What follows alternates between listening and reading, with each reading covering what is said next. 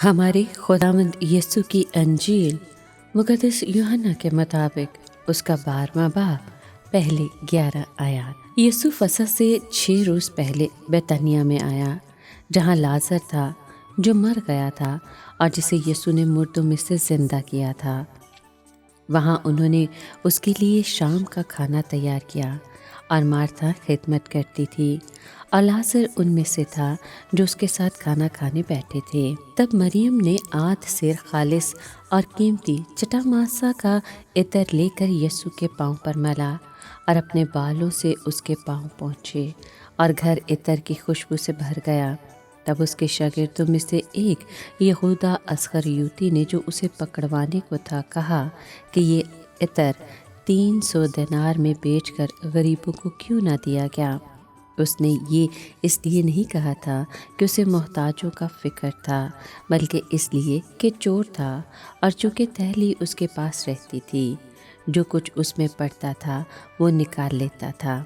तब यीशु ने कहा कि उसे रहने दो, उसने मेरे दफन के रोज़ के लिए ये रखा था, क्योंकि मोहताज तो हमेशा तुम्हारे पास है, मगर मैं हमेशा तुम्हारे पास नहीं रहूँगा। और यहूदियों के बहुत से लोग ये मालूम करके कि वो वहाँ है आए, न सिर्फ यीशु के सबब से, लेकिन इसलिए भी कि लाजर को देखें जिसको उसने मुर्दों में से जिंदा किया था।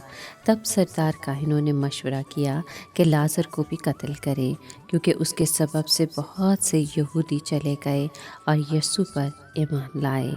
पाक कलाम के पढ़े और सुने जाने पर खुदावंद की बरकत हो, खुदा का शुक्र हो। अजीज़ दोस्तों, बाइबल मुक़द्दस में हम जब भी मरियम का जिक्र सुनते हैं तो उसे यीशु के पाँव के पास ही देखते हैं। यहाँ वो अपने बालों से उसके पाँव पोंछ रही है, क्योंकि औरत के बाल उसकी जीनत होते हैं, इसलिए वो अपनी जीनत खुदावंद के पाँव पर रख रही है। फिर हम देखते हैं कि जिस्मानियत इस नहायत मुक़द्दस वाक़े पर दर आ रही है, यानी यहूदा अस्करियोती जो उसे पकड़वाने को था, उसने ये कीमती इतर यहाँ इस्तेमाल होने पर एतराज़ किया। यहूदा की नज़र में यीशु 300 दिनार कीमत भी नहीं रखता था। उसका ख्याल था कि इस इतर को बेचकर गरीबों को दे देना चाहिए था। ये बिल्कुल रयाकारी थी। उसको ना खुदावंद की परवाह थी ना गरीबों की। वो तो उसे धोखे से पकड़वाने को था, और वो भी 300 दिनार के लिए नहीं, बल्कि इनके सिर्फ 10वें हिस्से के एवज़। यीशु के जवाब का मफ़हूम ये था कि मरियम को ऐसा करने से ना रोको, उसने ये अतर मेरे दफन के दिन के लिए रखा है। अब जो कुछ वो अकीदत और इबादत की रूह में मुझ पर निछावर कर रही है, उसे ऐसा करने दो। कभी ऐसा वक्त नहीं आएगा जब गरीब गुरबा ना होंगे कि लोग उन पर मेहरबानी ना कर सके, मगर खुदावंद की ज़मीनी खिदमत तेज़ी से अपने इख्तिताम की तरफ बढ़ रही थी।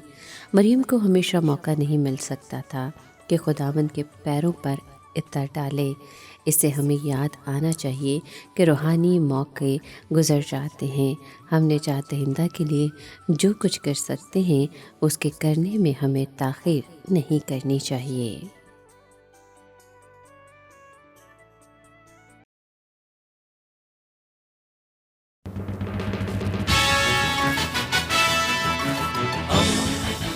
दोस्ती का पैगंबर, रेडियो वेरितास एशिया।